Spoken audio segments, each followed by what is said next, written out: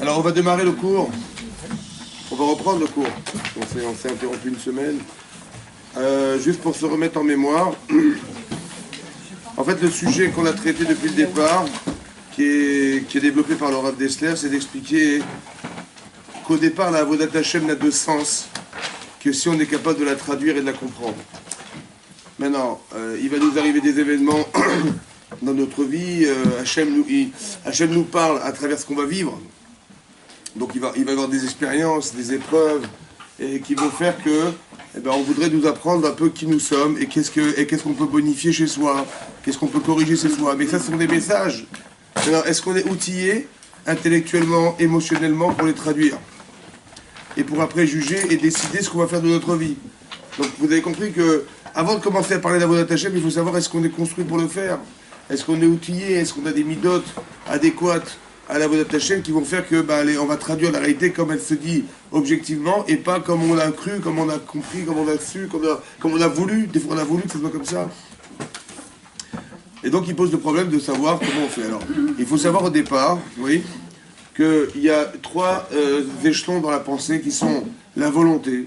Il y a la volonté, au départ, qui vient de notre Neshama. On a une volonté large qui se traduit en plaisir, en orientation de plaisir. On a plaisir à faire des choses. Ce que vous décidez de faire, en fait, ce que vous décidez de projeter dans votre vie, c'est ce que vous désirez. Et après, vous allez intellectualiser ce désir pour le réaliser. Donc au départ, c'est la volonté qui se traduit en désir et qui après se détermine par l'intellect, c'est-à-dire comment vous allez réfléchir pour aboutir à ce que vous désirez. Alors c'est un avantage parce que plus vous avez envie, plus vous allez loin. Et c'est un inconvénient parce que est-ce que vous n'êtes pas sous l'influence du désir? Ça veut dire, est-ce que vous n'allez pas réfléchir comme vous avez envie? Vous avez compris? Et alors le problème, il est de savoir est-ce qu'on désire bien ou on désire mal. Quand on fait une mitzvah, c'est qu'on a bien désiré. Quand on a fait une avéra, c'est qu'on a mal désiré. Et que mon cerveau, il va servir à quoi? À assouvir ce besoin qui est soit mitzvah, soit avéra. C'est vous qui décidez. Mais le problème du départ, c'est qu'on est sous l'influence d'un désir au départ. Ouais, comme le Rav Dessler dit, si quelqu'un il a envie, il s'intéresse à la collection des timbres, il va chercher partout où est-ce qu'on trouve des timbres, la différence des timbres, les époques, etc., etc. Donc c'est son désir qui va, et on a écrit des millions de livres sur les timbres. Donc vous avez bien compris que votre cerveau, il va être alimenté par un désir, et ce désir, c'est lui qui va développer ce que vous avez envie de, vous avez désiré. Ça, c'est une chose. À part ça, on a un problème, c'est qu'on est sous l'influence du désir. Ça veut dire, c'est qui pense? Je ne sais pas si c'est moi ou c'est mon désir. Je ne sais plus. Vous avez compris? Et c'est ça qui est un problème. Ça veut dire que des fois, et même pire que ça, on va se rendre compte dans la vie courante que le plaisir est plus fort que la raison. C'est-à-dire que quand quelqu'un va vous dire, écoutez, j'ai eu du mal à me retenir, oui, et j'ai fait d'Avera, mais c'était plus fort que moi. Franchement, j'ai pas pu me retenir. C'était plus fort que quoi? Puisque celui qui fait, c'est toi, celui qui désire, c'est toi, celui qui pense, c'est toi, c'est qui l'autre? C'était plus fort que qui? Hein? Il dit, c'était plus fort que moi. Il y a quelque chose qui était plus fort que moi. Qu'est-ce qui peut être plus fort que toi? Parce que c'est toi qui décides. T'es pas obligé de faire ce que tu penses, t'es pas obligé de faire ce que tu désires. Donc qu'est-ce qui peut être plus fort que toi? En fait, vous avez compris que le désir est plus fort que la raison. Le plaisir que procurait la Avera est plus fort que ce que vous savez d'elle. Je savais que c'était grave, mais j'ai pas résisté. Donc c'est très important de comprendre que le plaisir est plus fort que ce que vous savez. Mais si c'est ce que vous désirez qui va articuler votre pensée, est-ce que quelque part votre plaisir ne va pas influencer votre pensée? Et que vous allez essayer de faire ce que vous désirez faire? Donc comment on se sort de ce problème? C'est ça le problème du Rav Dessler. Vous avez compris la question? La question, c'est qu'on a du plaisir dans la vie et que tout ce qu'on va réaliser au final, vous allez lire un article où il y a un journal, vous allez ouvrir, vous allez vous arrêter à quoi? À ce que vous avez envie de voir. Donc vous allez réfléchir et lire et comprendre ce que vous avez envie de voir. Le problème, c'est que vous avez envie de voir. Mais est-ce que ce que vous avez envie est juste? Et est-ce que finalement, votre cerveau ne va pas être influencé par ce que vous désirez, ce que vous désirez est faux? Et c'est un problème. Donc il dit comment s'articule la Avodat Hashem. Comment on va faire maintenant pour se sortir de ce problème? Il continue, le Rav Dessler, il dit comme ça. Vélorod, et il y a plus encore. Et la Filou Kacher Achrim Omrim Lo Svara Kazo. Même si d'autres personnes vont lui donner une idée, vous proposez une idée. Oui. Veimken Mouvan Shelo Titorer Zvara Ameulenekla. Et la drama Ta'alim Ota. Quand quelqu'un il a déjà des idées préconçues, on lui propose autre chose, il va automatiquement se bloquer et refouler carrément ce qu'on lui propose parce qu'il a déjà décidé. Quand vous avez envie, il faut comprendre, quand vous avez envie, vous avez déjà décidé que j'ai envie. Donc quand la personne me dit mais c'est le contraire de ce que j'ai envie, je vais automatiquement refouler parce que c'est contraire à ce que je désire. Et quand ma pensée est articulée par mon désir, je vais forcément avoir un blocage et je vais refouler ce que la personne me propose. Vous avez compris? Alors là, il va refuser de l'entendre ou de l'accepter. Parce qu'il est parti pris. Il est parti pris de ce qu'il va voir et de ce qu'il va entendre. Donc il va forcément, ça va être contre son désir, donc contre lui. Ken Bier Amaral, comme ça explique le Maharal de Prague dans le Sefer du Gourarié, qui était un pirouge sur Rashi, dans la parasha de Shoftim.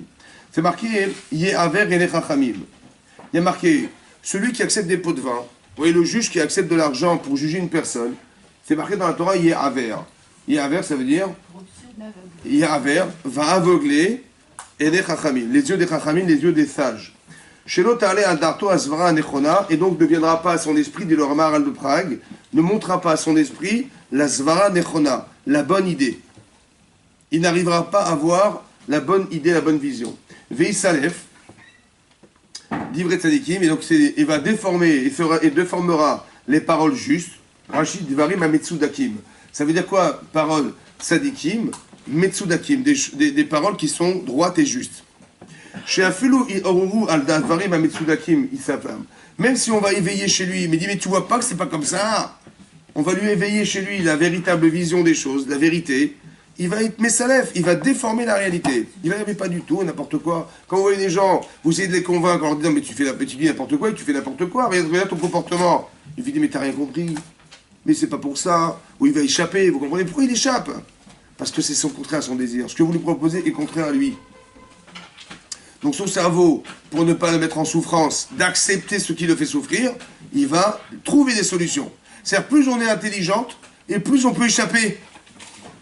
Puisque c'est le cerveau qui va raisonner, vous comprenez? Ce que les autres vous proposent qui est contraire à votre plaisir personnel, va vous créer une souffrance. Mais votre cerveau ne veut pas que vous souffriez. Qu'est-ce qu'il va faire? Il va dire mais non, n'importe quoi, arrange-toi, fais du slalom. Arrange-toi, parce que tu vas voir que ce qu'elle va te proposer est une souffrance, et comme tu vas souffrir, donc votre cerveau il va toujours s'arranger pour vous permettre d'échapper. Parce qu'il sait que c'est une souffrance, il sait que c'est contraire à vos plaisirs, à vos désirs. Donc il va s'arranger intellectuellement pour vous faire échapper. C'est-à-dire que mon cerveau, il est contre moi. C'est grave. Vous avez compris ce qui se passe? Vissal Divat Tzadikim. Alors, on l'avait expliqué, je pense, la semaine dernière. Qu'est-ce que ça veut dire aveugle? Voilà, il faut comprendre aussi le principe que la Torah nous dévoile ici, que quelqu'un qui reçoit des pots de vin, il reçoit de l'argent. Oui. Le juge, il reçoit de l'argent. Et Rachid expliquait dans la Gemara, là-bas on a vu, que même si c'est pour dire la vérité, il m'a donné de l'argent pour accentuer, pour provoquer chez moi le désir d'aller plus loin dans la vérité. On n'a pas le droit d'accepter des pots de vin. C'est vrai? Le juge n'a pas le droit d'accepter de l'argent pour aider les gens à déterminer la vérité et la véracité du fait. Pourquoi? Parce que ça a deux conséquences. Un, Yehaver, c'est aveugle. Et des Chachamim. Les yeux des Chachamim. On parle de gens qui sont structurés mentalement, qui ont des valeurs, qui sont intelligents. C'est aveuglant. Pour ces gens-là aussi, à fortiori pour les autres. Et Messalef. Divrei Tzadikim, ça va être déformateur de parole. Quand on va lui dire un argument contraire, il va s'arranger, c'est Messalef. Il va s'arranger pour retomber sur ses pattes. Ça va? Pour finalement dire que sa véracité était la bonne. Et il s'arrange, monsieur, il s'arrange avec ce qu'on lui dit, c'est Messalef. Donc ça a deux fonctions. Un, c'est Mehaver, et deux, c'est Messalef. Messalef, on a compris, bon, il s'arrange parce qu'il est parti pris avec ce qu'il a déjà décidé. Alors il va s'arranger avec ce qu'on va lui dire pour dire que finalement il a pensé la vérité. Ça va? Ça c'est logique. Mais dans le cas, je ne comprends pas comment ça Mehaver. Comment c'est aveugle? Ça veut dire quoi aveugle? Aveugle, c'est clair que ça veut dire il voit plus. Comment il voit plus? Comment il fait? Mais il voit pas. Je veux dire, ouais, il voit, mais il s'arrange, je comprends. Mais de dire qu'il voit plus rien, mais il est parti obscur. Il n'y a plus rien à voir. Comment c'est possible? Hein? Il m'a dit que c'était la Discernement, ça veut dire que quoi? C'est quoi discernement? C'est dire je vois, mais je m'arrange avec ce que je vois. Mais comment je peux pas voir? Il est aveugle, il est aveugle, il ne voit plus rien. Aveugle, c'est dire quoi aveugle? Il y a une partie qui est complètement obscure. Complètement, elle est même pas floue, elle est obscure, elle est noire. On voit plus rien. C'est pas qu'elle est floue, il voit pas, il voit, mais il voit mal. Marqué Yaver, clairement marqué qu'il ne voit plus rien. C'est un il voit Un Ivoirien. Un Ivoirien, il est... On Hein? peut parler d'inconscience alors. Comment? Il devient Bon, oui. inconscient. Et comment vous l'expliquez? Inconscient, là. Comment ça s'explique? Perte de conscience. Comment ça s'explique? Moi j'ai compris, ça on a compris. Enfin, perte de conscience. Mais comment ça s'explique? Comment vous comprenez qu'il devient aveugle? Il ne voit plus rien. Parce qu'il a laissé son désir. Comment on l'explique? Ça c'est ce qu'on a vu. Il a un voile. Mais comment on l'explique le voile? Comment? On ne s'est pas compris, on s'est pas compris. Je ne parle pas de la mécanique. Vous avez marqué dans la Torah, tu reçois de l'argent, tu vois plus rien. Ça j'ai compris. Mais comment ça se fait qu'en recevant de l'argent, quand je mets de l'eau sur ma main, ça se mouille. Quand je mets en séchoir, ça sèche. Donc j'ai compris. Pourquoi ça sèche? Parce que la chaleur, elle évapore l'eau. Parce que l'eau est humide, elle humidifie ma main. J'ai compris. Mais qu'est-ce que vous avez compris le fait de recevoir de l'argent? Qu'est-ce que vous comprenez? Quelle logique vous mettez là-dedans? Vous recevez de l'argent, tout à coup, vous devenez aveugle. Comment ça s'explique? C'est la volonté qui fait ça. C'est-à-dire, hein? Il a envie que ce soit comme ça. C'est-à-dire, aveugle. Ça l'intéresse d'être Hein? aveugle. Ça l'intéresse d'être aveugle. Ça l'intéresse d'être aveugle. C'est-à-dire quoi ça l'intéresse d'être aveugle? C'est dans son intérêt. Il va porter. Mais qui c'est qui l'aura aveugle? C'est quoi qui l'aura aveugle? Ouais. Ouais. Inconsciemment, il se sentait redevable. Très bien. Et donc, le fait qu'il soit redevable, il ne fallait pas qu'il souffre, que ça se passe à contraire de son désir. Et donc le fait de ne pas souffrir, De ne pas accepter de souffrir. voilà, de ne pas accepter de souffrir, donc faisait abstraction à une... Son cerveau, qui ne veut pas qu'il souffre, ne va pas chercher l'information qui le fait souffrir. Et donc, il va refuser, ça s'appelle un blocage intellectuel. Hier à Vert, c'est un blocage intellectuel. Je ne veux pas souffrir, donc mon cerveau, il va sûrement pas accepter d'aller chercher l'information. Encore une fois, mon désir m'amène à penser. Mon désir accentue ma pensée. Mais ma souffrance, elle bloque ma pensée. Je suis pas fou, je suis pas criminel ou je ne suis pas suicidaire de penser ce qui va me détruire. Je ne cherche pas à penser ce qui va me détruire. Est-ce que les gens pensent à la mort toute la journée? Mais non, parce que pour ça c'est une angoisse. Donc votre cerveau il dira mais non, la vie est belle, regarde le ciel est bleu, il fait beau. Votre soleil, il est là parce que vous avez pensé beau. Mais est-ce que vous pensez angoisse? Est-ce que vous pensez... Est-ce que vous êtes dans un malaise? Non, parce que votre cerveau il sait que ça vous détruit. Donc il va sûrement pas vous faire penser à ça. Ça a été très compliqué de mettre la ceinture de sécurité. Parce que ça c'est pour les autres ça, nous on sait conduire. Vous savez, votre cerveau il veut pas vous faire souffrir l'idée qu'il faut mettre une ceinture qui vous écrase la poitrine toute la journée, c'est pas possible. Donc, il va... Eh ben ça a été compliqué, on va mettre des amendes. Il faut accepter, c'est comme ça. Parce que vous êtes en souffrance et votre cerveau il cherche pas à vous faire souffrir, donc il va vous empêcher d'accepter le fait de mettre une ceinture de sécurité. Votre cerveau est au service de votre plaisir. Donc si vous n'avez pas de plaisir à penser, il va se refuser à réfléchir. C'est ça l'aveuglement. C'est un blocage intellectuel qui s'explique par le fait que je sais que si je le condamne, je vais souffrir à l'idée que c'est malhonnête que j'ai fait parce qu'il m'a donné de l'argent et normalement il aurait dû être innocenté. J'ai mal fait mon travail. Je vais peut-être lui rendre l'argent. C'est une souffrance. Je ne veux pas souffrir. Donc je ne vais pas aller chercher ce qui va le condamner parce que c'est une souffrance personnelle. Vous avez compris? Votre cerveau, ce que je vous dis là, ça prend un quart de millième de seconde dans votre tête. Mais vous ne pourrez pas aller chercher ce qui vous fait souffrir. C'est pas possible. Donc votre cerveau, il n'ira pas voir. Il n'ira pas vous faire savoir. C'est aveugle. C'est ça aveugle. C'est-à-dire qu'il refuse de réfléchir. Il refuse d'accepter. Ouais, il refuse de réfléchir. Donc c'est un combat entre le Yetzirah et le Yetzirah. Mais ça, c'est dans nous, ça. C'est dans nous. Quand vous dites que le cerveau ne veut plus réfléchir, ça veut dire... Il ne veut pas. Il ne va pas réfléchir. En fait, c'est le Yetzirah qui prend toute sa place. Oui, mais ça se traduit, on va dire, grossièrement comme ça. Mais en vérité, quels sont les mécanismes? Un juge, donc un juge qui... Il est chacham, hein, il est très intelligent. Il est chacham, justement, parce qu'il est chacham, il sait qu'il y a un combat avec lui-même. Alors écoutez-moi bien, j'ai compris. Il y a deux sortes de chokhmot. Il y a la connaissance universelle. Vous avez la connaissance, vous êtes chacham. Mais il y a une autre chokhma, c'est de savoir, est-ce que je vais, comment vous dire, il y a comme une sorte de priorité intellectuelle, où il y a une priorité de mémoire. Les gens que vous appréciez, ils sont proches de votre souvenir. Ils sont présents là. Mais ceux qui sont loin dans votre tête, c'est des gens que vous n'appréciez pas forcément ou qui ne sont pas prioritaires. Il y a une mémoire sélective. Ça va? Mais donc, c'est quoi la mémoire sélective? C'est votre intérêt. Ben, les gens, quelqu'un vous téléphone, vous l'avez oublié. On avait rendez-vous, j'ai oublié. Dans votre mémoire sélective, il est loin. Il n'est pas prioritaire, pourquoi vous l'avez oublié? Ça va? Pourquoi il n'y a pas le poids du passé? Récemment, j'ai compris ça. Pourquoi? C'est marrant parce que, je sais pas, vous êtes marié depuis 25 ans. C'est long, 25 ans. Non? C'est long, 25 ans. Et bien, vous dites aux gens, 25 ans, ils disent, c'est passé comme une lettre à la poste. Il n'y a pas le poids des 25 ans. C'est marrant, hein. Il n'y a pas le poids du temps. Pourquoi? Je dis, bah, c'était long. Hein. J'étais célibataire, je me suis marié à 22 ans. 22 ans, je m'en rappelle. Mais ça fait 25 ans que je suis marié. Bah, c'est beaucoup plus long que ma vie de célibataire. Et pourtant, hein, ça n'a pas le poids. Pourquoi ça n'a pas le poids? Vous savez pourquoi? Ça s'est bien passé. Hein? Ça s'est bien passé. Non, je pense, hein. C'est parce qu'on oublie. Pardon? Il n'y a pas de poids parce qu'on oublie. On oublie. C'est naturel, on oublie. Donc, c'est-à-dire que qu'est-ce qui va nous rester? Il va nous rester des brides de choses. Ouais, qui font que, bah, finalement, c'était pas long. Parce que, bah, il y a ça, bah, c'est pas long. Il n'y a pas le poids du passé parce qu'on oublie. C'est vrai que votre cerveau, en fait, il fonctionne comme ça. Et ce qui est pesant, c'est ce qui a été existant très fort. Ça reste, ça pèse. Mais ce qui n'est pas présent, c'est ce qu'on oublie, en fait, eh ben, ça n'a pas de poids. Ça va? En tout cas, ce que je remarque ici, c'est que mon cerveau, il est tendancieux, il est subordonné à ma volonté et à mon désir. C'est un avantage, parce que ça me donne la pêche, et c'est un inconvénient, parce que ça le subordonne. Ça veut dire que des fois, il ne va pas accepter mon cerveau. Pour me protéger, hein. Il est gentil, mon cerveau. Il veut me protéger. Mais des fois, c'est contre moi. C'est contre ma volonté. C'est ce qu'on appelle un parti pris dans la vie. C'est parce qu'il veut me protéger qu'il ne va pas chercher l'information. Mais moi, j'ai envie qu'il sache. Donc, qu'est-ce que je vais faire, alors? Chercher le Hémet, c'est de dire à son cerveau, je veux tout savoir. Et même ce qui est contre moi, parce que la hirat shamaïm, la crainte d'Hachem, c'est de permettre à mon cerveau que même si c'est contre ma volonté, que j'accepte que mon cerveau me donne l'information.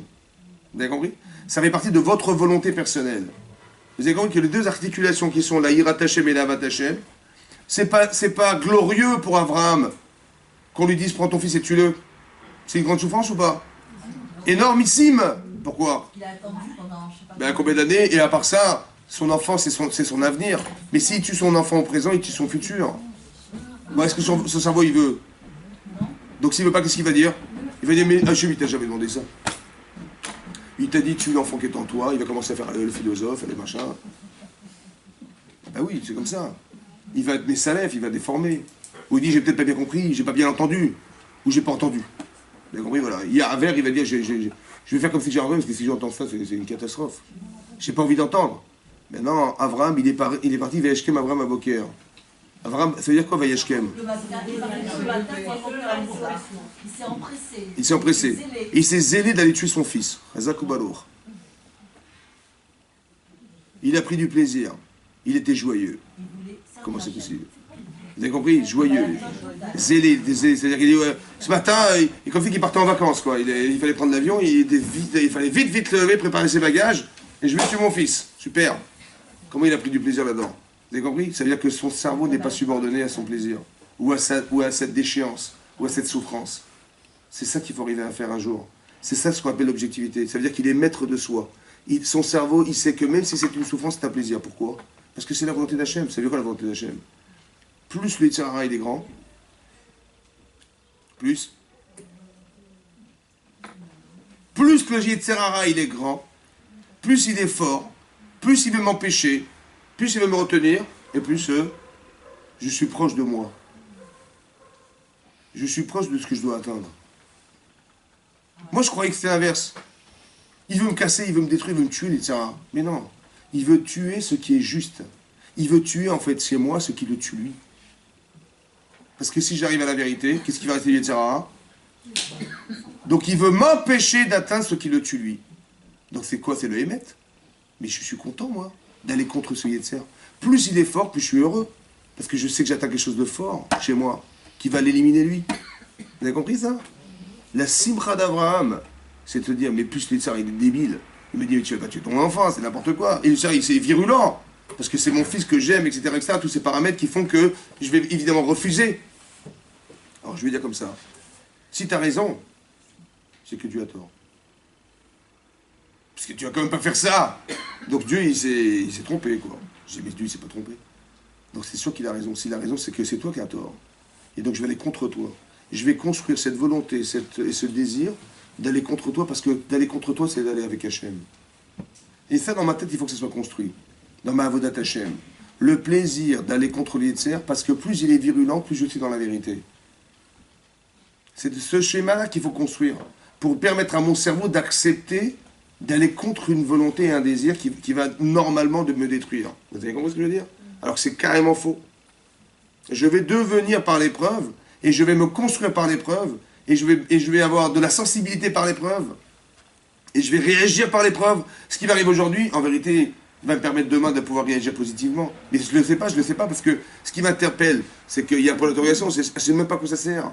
Je dis, mais tu vas comprendre un jour que ton bonheur, il va servir à rendre heureux. Et ce que tu avais vu de difficile, ça va te permettre de comprendre la difficulté des autres.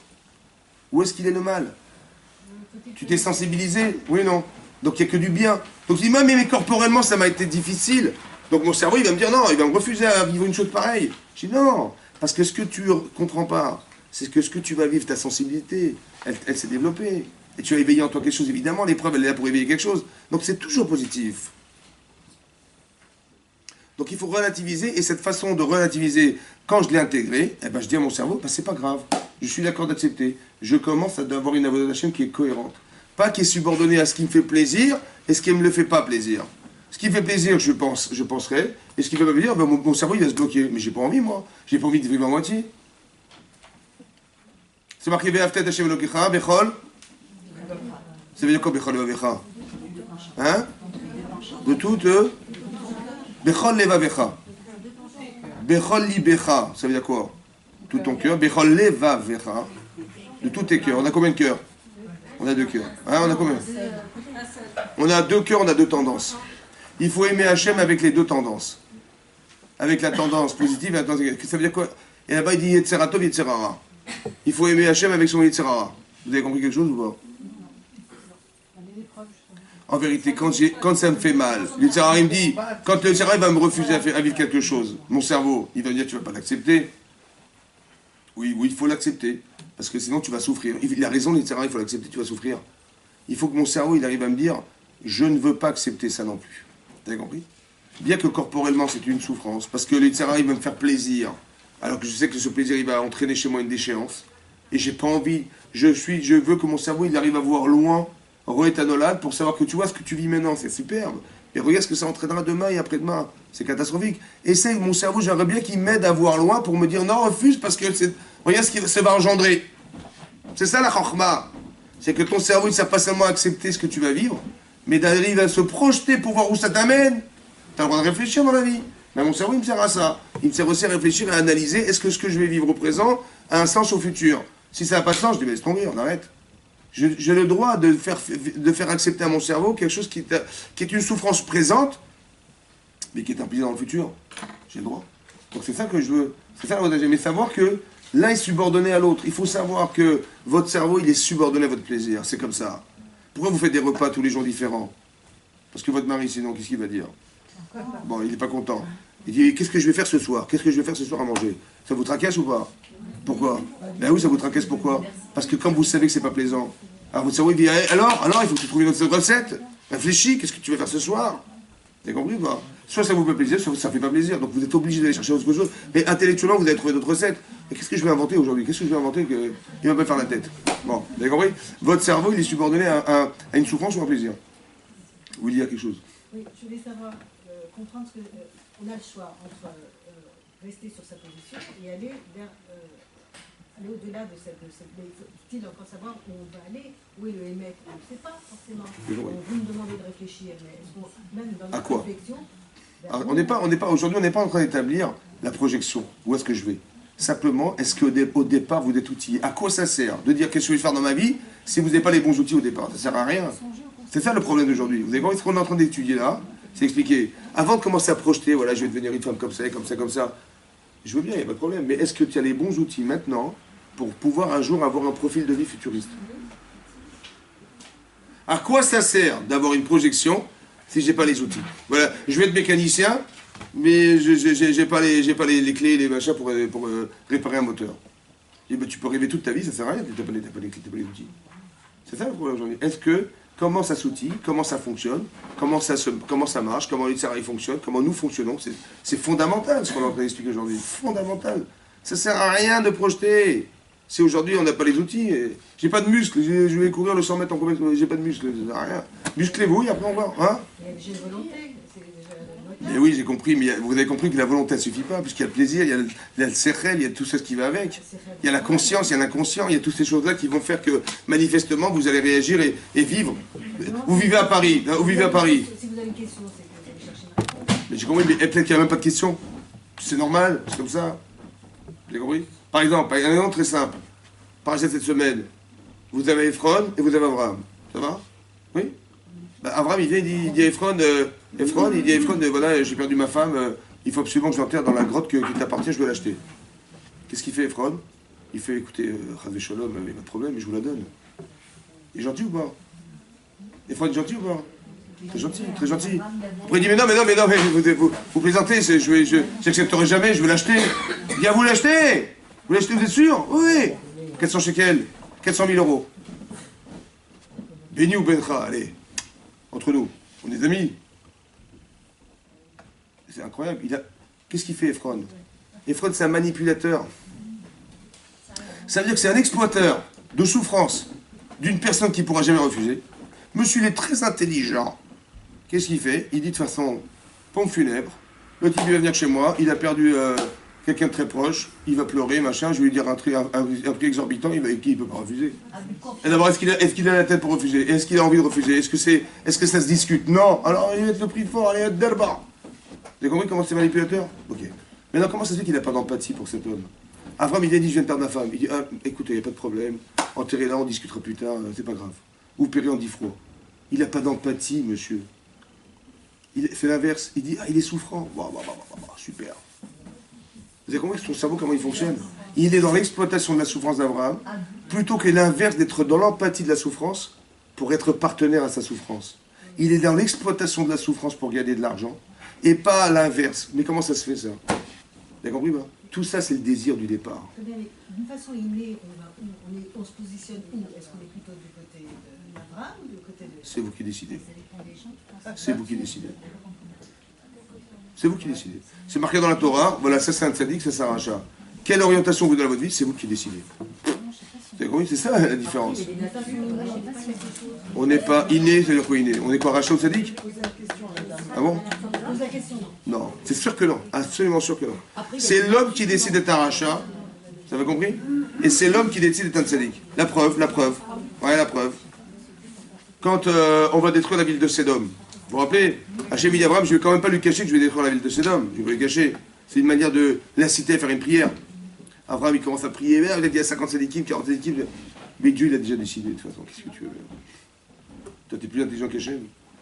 Il a dit, je ne vais quand même pas lui cacher, je vais détruire la ville. C'est-à-dire quoi, il a décidé ou pas? Mais bien sûr. Donc toi, tu viens et tu dis, mais on va changer les choses. Ah bon? À quoi sert la prière d'Abraham? Puisqu'Hachem, il a décidé. Juste qu'il a dit, je ne vais pas lui cacher. Mais ça veut dire quoi? En vérité, Hachem, il a dit, je ne vais pas le cacher parce que s'il a une logique humaine qui va contre ma logique spirituelle, je l'écouterai. C'est quoi la limite? La logique humaine, c'est comme ça. Si ce que je vais faire va à l'encontre de ce que Abraham essaye de faire, j'arrêterai. Vous avez compris? Ça veut dire, quand Abraham dit à Hachem, Khalila lecha, c'est quoi Khalila lecha? Khalila lecha, halal. La viande. Halal, c'est quoi? Khalila, le vide ou bien Chol. Mais c'est désacralisant ce que tu vas faire, Hachem, lui dit Abraham. De tuer le tzedek et le rachat. J'espère que tu ne vas pas le mélanger. Hein? Khalila, le chauffette Kolaret, le juge de la terre. Vous avez vu ce discours qu'il a? Quand Hachem ne fait pas, il dit j'espère que tu ne vas pas te gourer. Non, c'est pas ça qu'il a dit. En fait, il dit comme ça. Tu sais quoi? J'ai fait des balais de chouva, moi. Il dit Abraham à Hachem. J'ai fait des balais de chouva. Mais le type, là, son cousin il habite à Sdom, il croit que c'est un tzaddik. Il espère qu'il va être un jour que comme lui. Et il va mourir dans Sodome. En vérité, il n'est pas forcément tzaddik. Mais lui, il croit qu'il est. Mais non, moi j'ai fait un travail sur ces gens-là. Si tu vas tuer cette ville de Sdom, et que parmi ces gens-là, on a l'impression qu'il y a des tzaddikim, toi, ton émet, c'est qu'il doit mourir. Mais le problème, c'est que le regard que tu as n'est pas le regard des hommes. Et qu'est-ce que tu vas faire? Tu vas tuer le tzaddik et le rachat. Et je vais dire, à quoi ça sert? De devenir tzaddikim, c'est pour mourir comme des réchaïm. À quoi ça sert? Tu vas décourager tout ce que je fais. Laisse tomber. Vous avez compris ce qu'il fait Hachem et Abraham? Il essaie de faire rentrer Hachem dans sa logique humaine pour ne pas que Bien qu'Hachem il a raison à 150%. Mais ce qu'il va faire ne sera pas compris malheureusement par les hommes. Et ça va faire l'effet inverse de ce qu'il espère. Alors Khalila de faire une chose pareille. Vous avez compris ce qui se passe?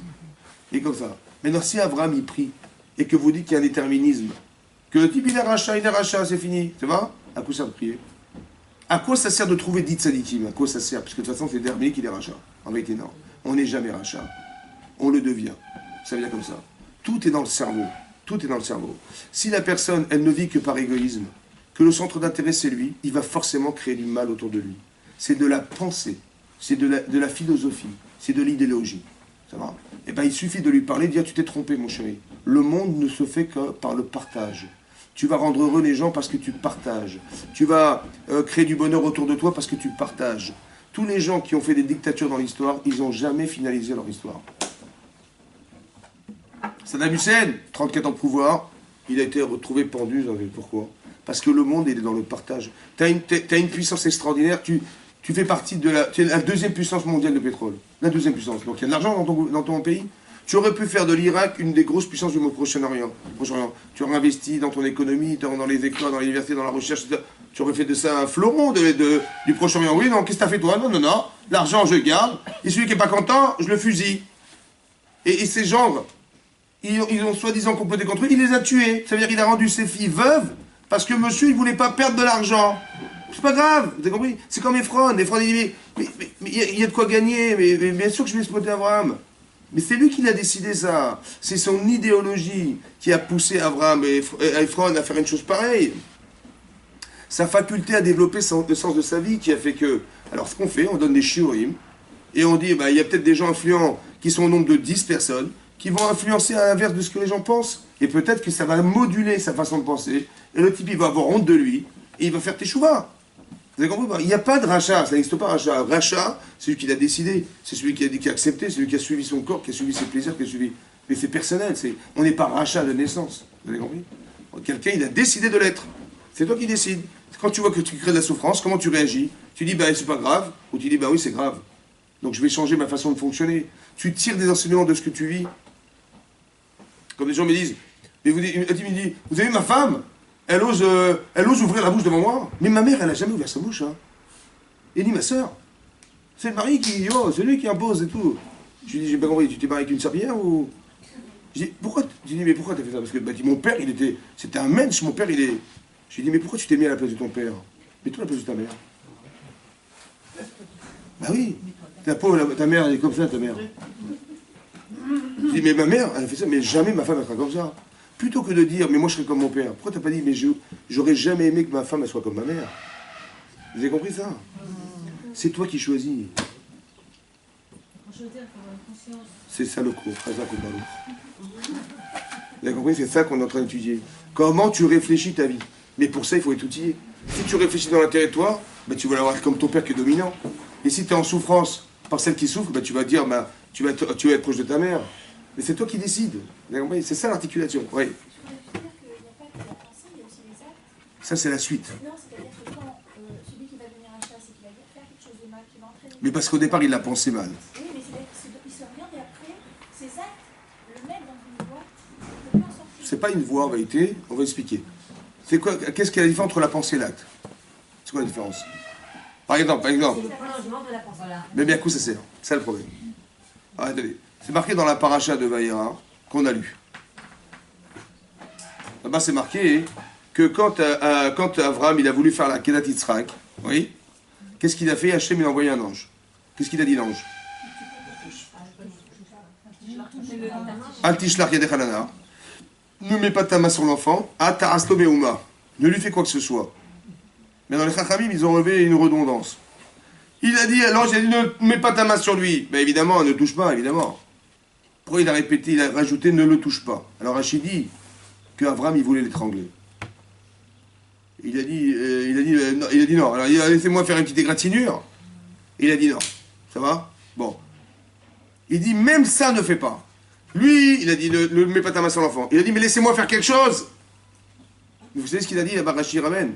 Il a dit, Abraham, il a dit, Bechinam batilekan. Est-ce que quoi, pour rien, je suis venu là? Laissez-moi faire quelque chose. Plutôt que de dire, vous m'avez fait peur. Il n'a pas dit ça, Abraham. Il n'a pas dit, oh là, En fait, j'y croyais pas. Hein. Il m'avait fait peur. Hein. Chazak Gouverneur. Il n'a pas dit ça brave. Il a dit, laissez-moi faire quelque chose. L'inverse. Il a dit, je ne suis pas venu pour rien. C'est quoi pour rien? C'est-à-dire, qu'est-ce qu'il a gagné? Qu'est-ce qu'il a compris Abraham? Qu'est-ce qu'il a gagné Abraham? Il dit quoi? Pour rien, je suis venu faire. Finalement, c'est reste au niveau de la pensée et je ne peux pas réaliser ce que j'ai pensé. Vous avez compris? Ça veut dire qu'ici, on apprend un yesod. C'est que l'acte, il permet d'entériner, de cristalliser la pensée. Vous avez compris?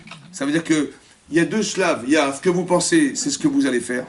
Mais ce que vous allez faire, c'est ce qui va entériner la pensée. Ce qui va cristalliser la pensée. Laissez-moi faire ce que je suis devenu. Avant, Abraham, c'était un intellectuel. C'est vrai? Hachem, il dit, mais ça suffit pas d'être un intellectuel. Pourquoi? Parce que je ne me situe pas là où tu crois. Je suis bien au-delà de ta conception. Oui, non? Par exemple, votre mari met de filine. Bon. Mais est-ce qu'il comprend ce qu'il met? Il comprend ou pas? Mais non, il comprend rien. Il comprend rien. Film Zahok. Par exemple, vous ne mélangez pas le lait et la viande. Pourquoi? Mais c'est comme ça. C'est un roc. Et pourquoi Hachem nous demande de faire des choses qu'on ne comprend pas? Pourquoi faire? Je vous explique autrement. Est-ce qu'on est des robots? Est-ce qu'on est des robots? Est-ce que vous avez un cerveau? Est-ce que vous avez un cerveau? Donc là, on vous dit, de votre cerveau, vous l'éteignez. Tu fais comme je t'ai dit. C'est-à-dire, soit bête et méchant, tu fais ce que je... C'est normal, ça? Hein? Pourquoi nous demander de faire des choses inintelligibles? Dis-moi de faire des choses dures, mais intelligentes, mais pas des choses qui sont inintelligibles. Si tu comprends rien, c'est pas grave, c'est comme ça. Sois bête, allez, fais ce que je te dis. Pourquoi faire? Est-ce que c'est pas frustrant? Bien sûr. Mais laquelle? Puisque c'est bête.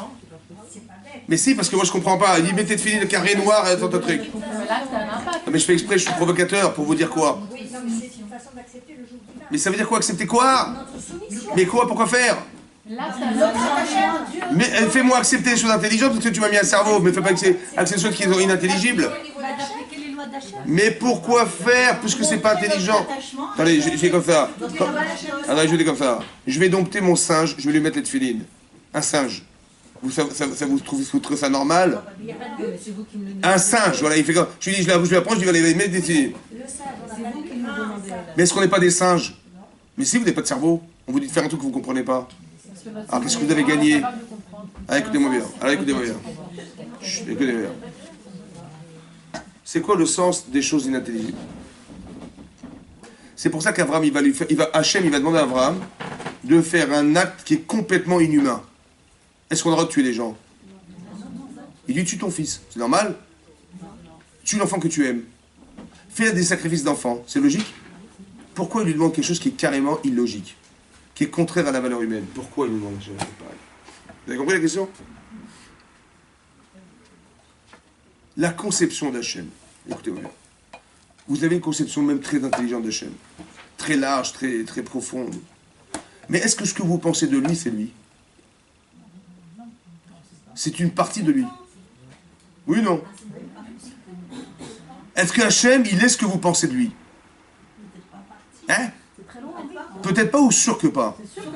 Pas peut-être. C'est sûr et certain. Parce qu'en fait, on a une vision Limitée d'Hachem. Laquelle? La limite, c'est votre Sachem.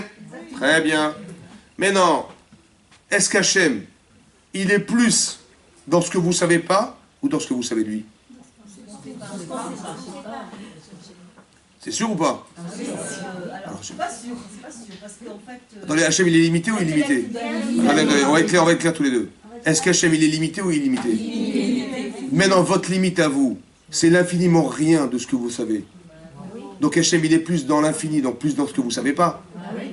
Est-ce que vous voulez le faire exister dans ce que vous ne savez pas? Ah voilà, c'est ça l'abnégation, le roi. Oui ou non? Est-ce que vous voulez le faire exister dans ce que vous ne savez pas de lui?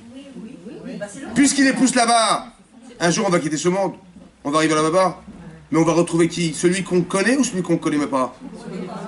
Et il est plus dans ce que vous ne savez pas ou ce que vous savez? Laissez-le exister dans ce que vous ne savez pas, mettez-les de filines. C'est ça le roc. C'est ça le roc. Hachem, il a dit à Abraham, ça ne suffit pas que tu sois un intellectuel.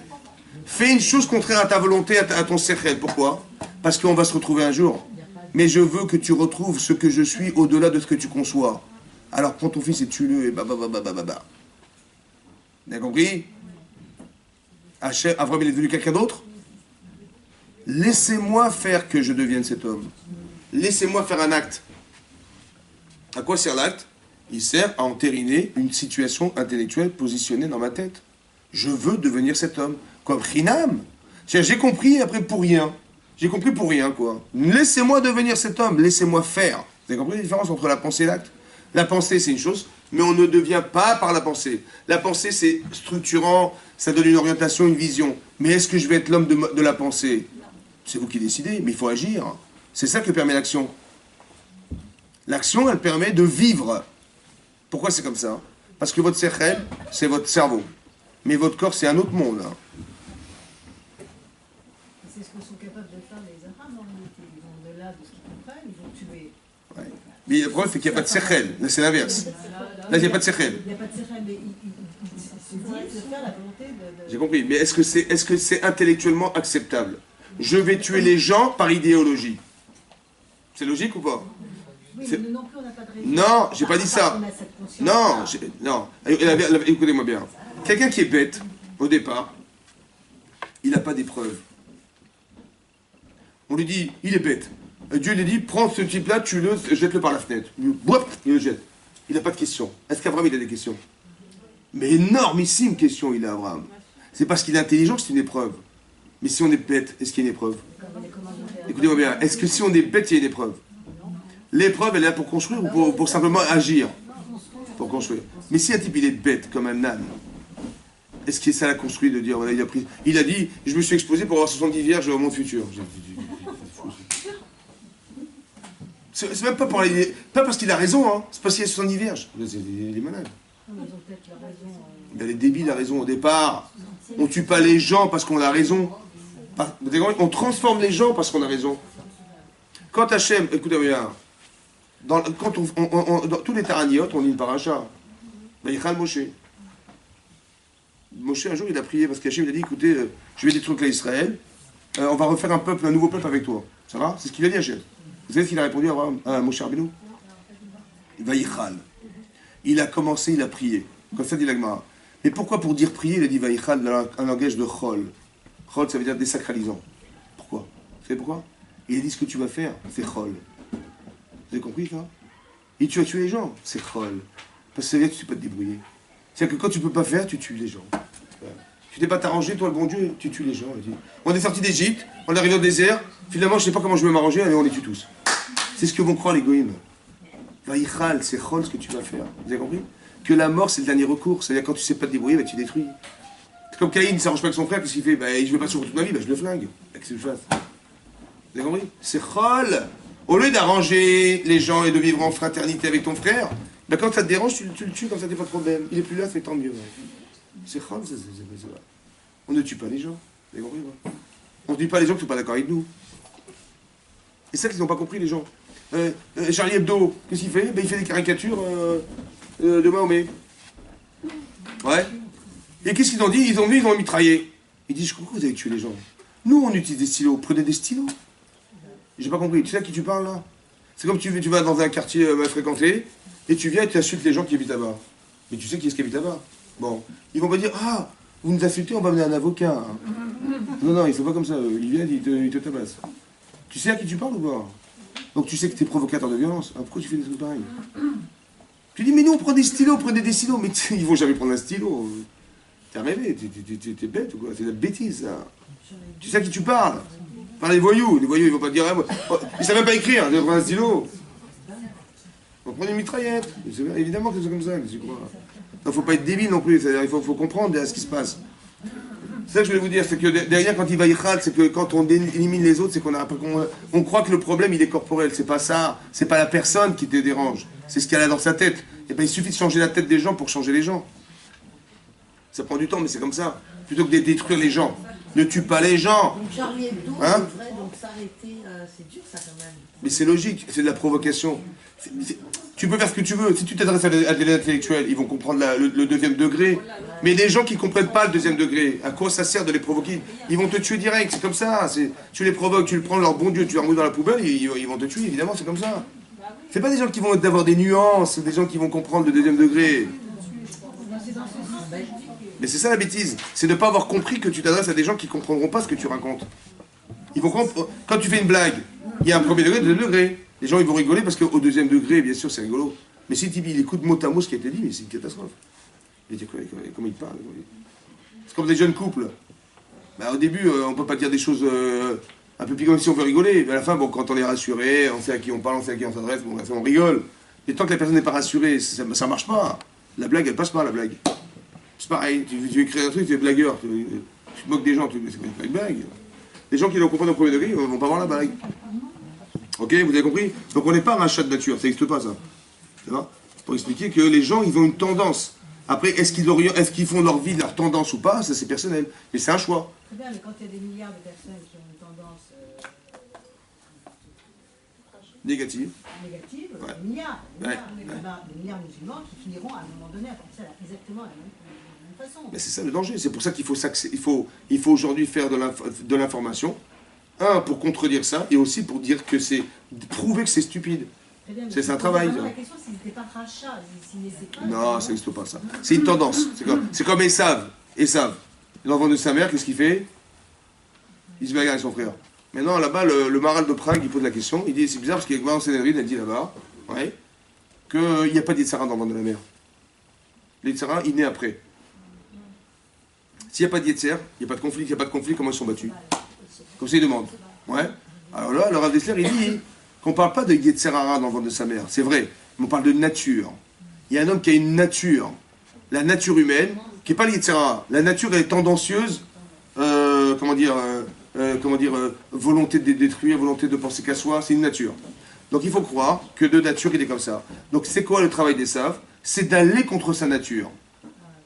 Vous avez compris? C'est pas le Yetzerara. Je connais ma nature, je connais mes tendances, je vais me battre toute ma vie contre ça. C'est-à-dire que si Esav, il vole pas, par exemple, l'autre, il a fini le chasse en 6 mois. Et lui, il s'est battu pour ne pas voler, et on a le même salaire.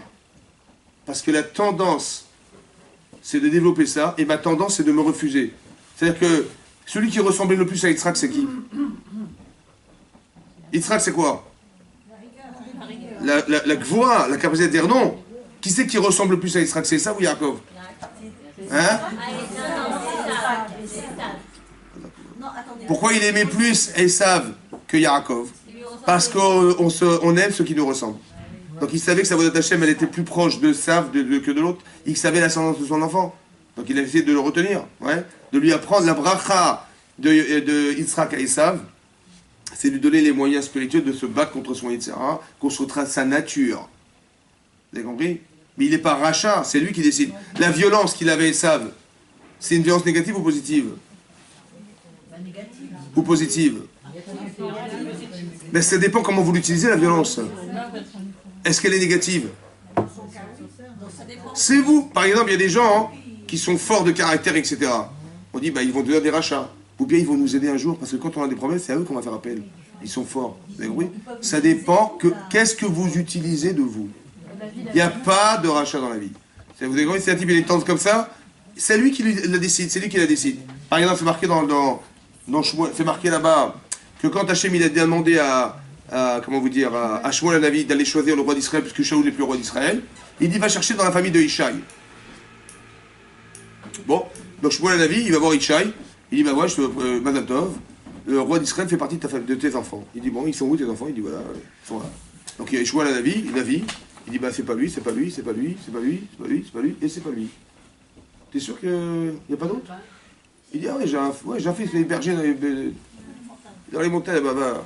Bon, il va là-bas, et il voit effectivement David Ameller qui est en train de faire paître ses troupeaux. Mais quand il l'a vu, il était roux. David Ameller, il était roux. Il dit mais roux, c'est qui est roux?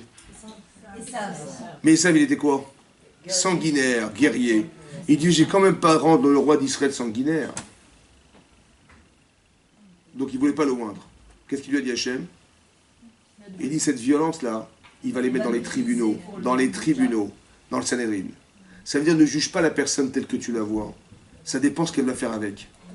Cette violence-là, elle va t'utiliser contre les rachats. Alors tu peux le moindre. Vous avez compris ce qui se passe? Ça veut dire qu'on n'est jamais rachat. Quand vous voyez des enfants à l'école qui sont turbulents, qu'est-ce qu'on fait? On les met dehors. C'est ça, oui, non, ils dérangent. Mais le problème, c'est quoi? C'est qu'on ne sait pas les gérer. Tu dis, mais qu'est-ce qu'il va faire avec lui? Qu'est-ce qu'il va devenir cet enfant? Peut-être qu'il va tenir 10 yeshivot, faut savoir. Donc si tu n'es pas capable de le tenir, bah, change de métier. Ou mets-le ailleurs. Mais lui, il n'a pas de problème, lui, c'est sa nature, il peut rien faire. Il court partout, il réfléchit vite, il veut faire des choses à la fois. On ne peut pas le gérer, ce gosse, donc il est toujours dehors. J'ai compris, mais tu l'as cassé. C'est pas de sa faute s'il y a une nature comme ça, non? Mais elle va servir ou pas? Bien sûr qu'elle va servir. De la caméra qui tombe. C'est partie des maillons. Donc c'est ça qu'il faut comprendre. Il n'y a pas de rachat dans la vie. Vous avez compris ce que je veux dire? Ça n'existe pas. C'est l'usage que je fais des choses qui va faire que... Mais il n'y a pas de rachat, ça n'existe pas rachat. C'est l'homme qui décide d'être rachat. On n'avance pas trop vite, mais c'est pas grave. Alors on y va. Qu'est-ce qu'on fait? On fait tchouva ou pas? À quelle heure on arrête le cours? On arrête.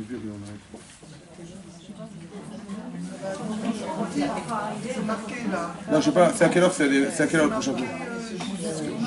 Ok. J'ai un peu débordé. Bon. Est-ce qu'on s'arrête là?